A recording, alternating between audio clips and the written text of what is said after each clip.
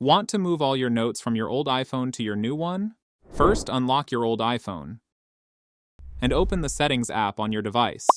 At the top of the screen, tap on your Apple ID.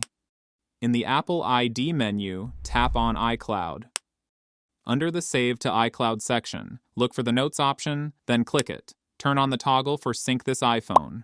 This will upload all your notes to iCloud. Go back to the previous iCloud page. Tap on iCloud Backup. Make sure the Backup this time option is turned on. Click Backup if it is available. Now take your new iPhone. Open the Settings app. Sign in using the same Apple ID you used on the old iPhone. Tap on your Apple ID at the top. Then, click on the iCloud option. Here, tap on Notes. Turn on the Notes Sync toggle. Now open the Notes app on your new iPhone. Wait a few seconds for the sync to complete. You will now see all the notes from your old iPhone, and that's it.